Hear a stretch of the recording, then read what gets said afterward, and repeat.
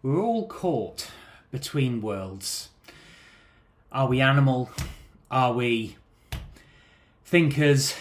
And I've always advocated for thinking, well, does it have to be either or? Well, we're both. Before we go into it, please do like, subscribe and share to spread this very important message.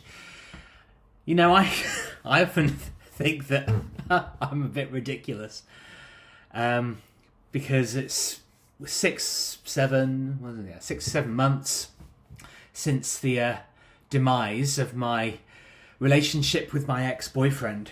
And the thing is, we're constantly trying to take a side and say, oh, I'm definitely this and I'm absolutely not that. And the truth is, everybody thinks that war happens outside of them, you know? But the truth is, war starts within you. We all have opposing forces. We all have opposing desires, you know? I mean, the truth is that despite the fact that I know that my ex-boyfriend and I couldn't possibly work in any way, shape or form long term, just not possible. Probably because both of us are so damaged. But there are still times, you know, when I'm feeling really horny and my ex-boyfriend had an absolutely magnificent dick and the sex with him was unbelievable, which, I'll be honest, in the beginning, it was incredibly lustful. I used to have dreams about his cock because it was just because that's how he hooked people, you know? It was and it sounds really nasty, superficial, horrible thing to say, but it was absolutely beautiful. And there were some times that he would come over to my flat and we would spend literally hours and hours and hours just having sex.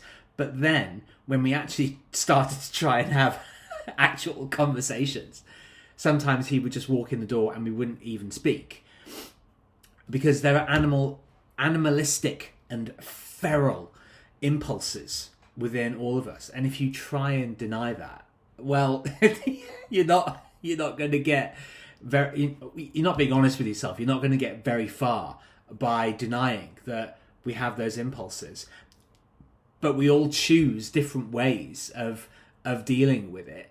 So there are times that I look at porn, you know, and there are times that I want to read a book and be really cerebral and pretend that I'm this completely stoic, isolated man on the top of a mountain pontificating about the meaning of life. It's like, well, no, sometimes I want to eat junk food, and sometimes I will go onto porn sites and be there for hours doing you know what. But then there will be times that I will go onto hookup sites and start having conversations with people, knowing full well that I'm not going to meet with those people, because after a certain point, I mean, most people go through that stage of, you know, men and women rampantly having as much sex as we possibly can have. But we know that after we've done it a certain amount, that we know even before we've met with somebody and done the deed, we know how we're going to feel afterwards. We're not going to feel good about ourselves. It's not a rewarding feeling. But I often encounter this feeling of being caught between worlds, and sometimes not knowing which way to turn. It's something that we all have to face. And it's why I talk a lot, actually, about asking serious questions. What do you want your life to be like? What kind of person do you want to be? Are you living up to your full potential? We all have the nagging voice. We all have it there. You could be living life better. You could be achieving really meaningful things. It's always there, but we drown it. People drown it in sex or in drugs. I've done it with alcohol. People turn to crime because they want, the truth is, they want the rush. People want to transgress. People want the rush of the chase.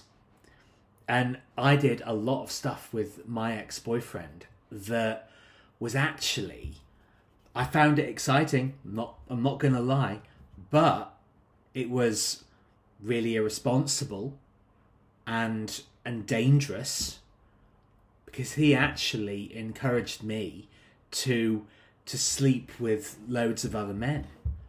And the thing is, I did. And it's a really honest video.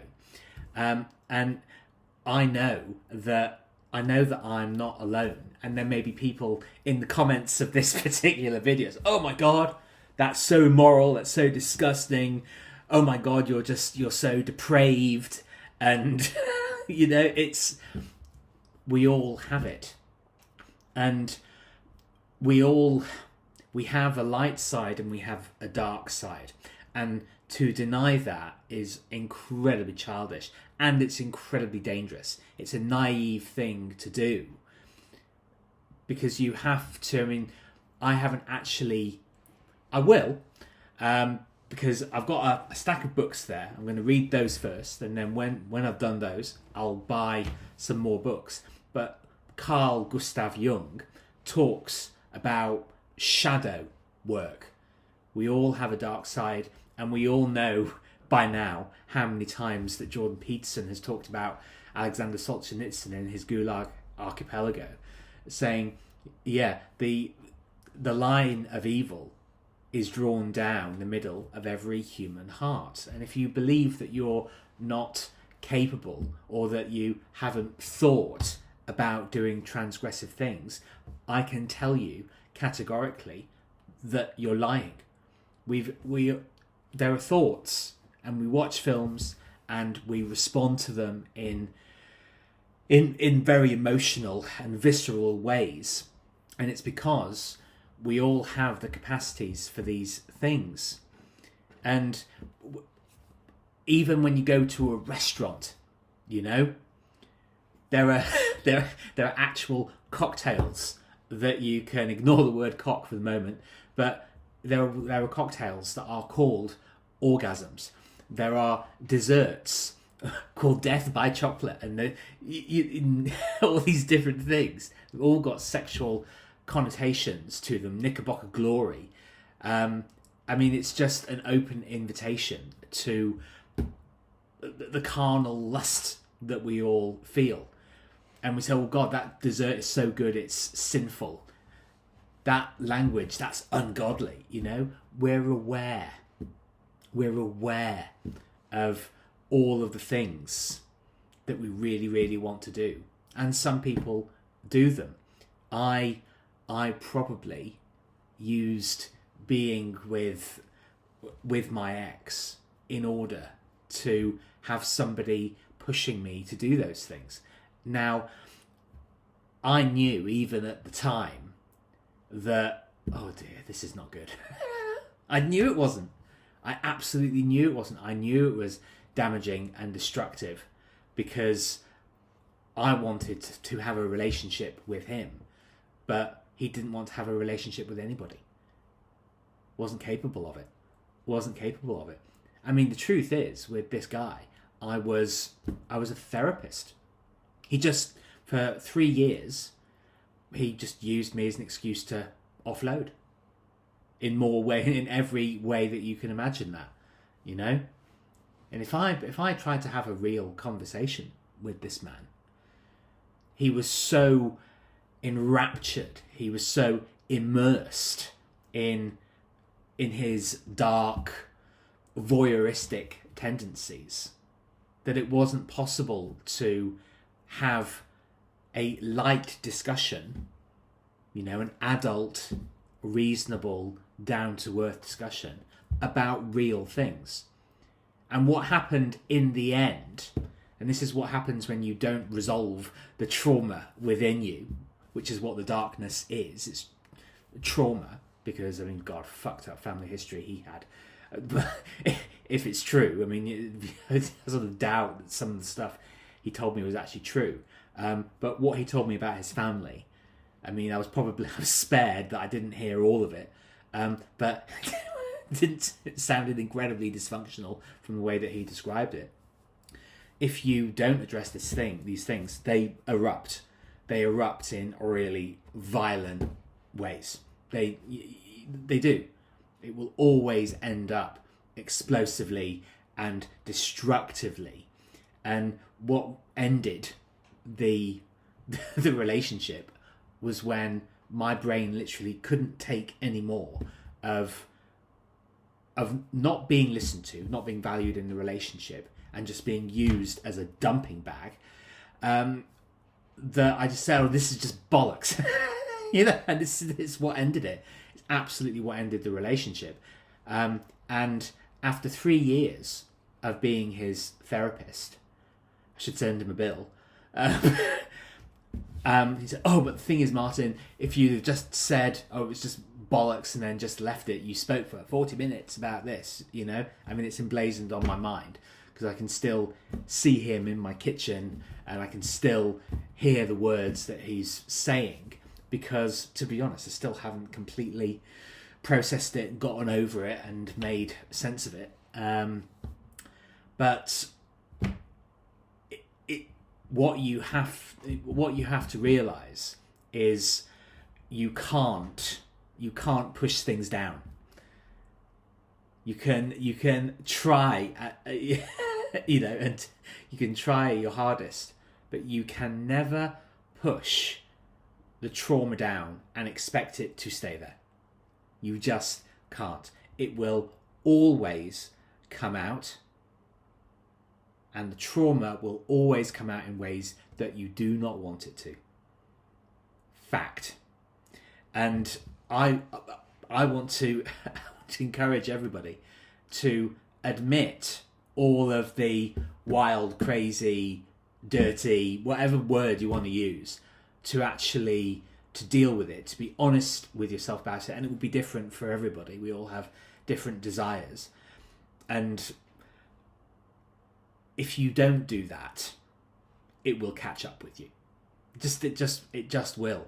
Even if it's a life of desperate isolation and doubt. That's the very, very best that you can hope for, but it's usually a lot worse. So I've been brutally honest in this video. It's probably not a good idea, but we're all human. You're human. I'm human. We've all done stuff that maybe we look back on and think, oh, maybe I shouldn't have done that. But we've done everything that we've done. It's water under the bridge, so they say. It's all unchangeable. The only thing that you can actually change is how you respond to the impulses in future. And to understand, I talked about this the other day, about understanding your true nature and learning ways of actually navigating your way through life in as positive and as peaceful a way as you possibly can. Because I think that's the goal. We talk about happiness, we talk about wealth, and we talk about all these different things, and they're important. But the most important thing is to put it negatively, is to be stress-free. But to put it positively, the most important thing is to live life peacefully. And it's not an easy thing to do. But I do firmly believe it's possible. But it starts, acknowledgement is the first key to cure.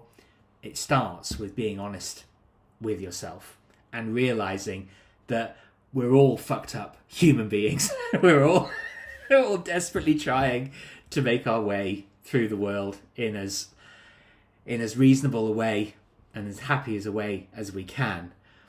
But believe me, it's where patience really, really comes in, to be kind to yourself and to realize that nobody has all of the answers, and that we can all help each other. We need each other as human beings. And it's why I love doing these YouTube videos. And it's why I love getting positive when I leave comments on other people's videos. It's why I love getting positive and negative comments back, which I do. I've had a glut of them today, of being able to stand strong in your own space and say, okay, say what you will, but I know I've done my own thinking. I've rationalized my way through this. I'm a person that has desires, but I know that I've made the best decisions for myself based on the information that I've had, without wanting to hurt anybody, without having any malice towards people. Everybody in the world is struggling in one way or another. And so starting with being kind to yourself is a revolutionary act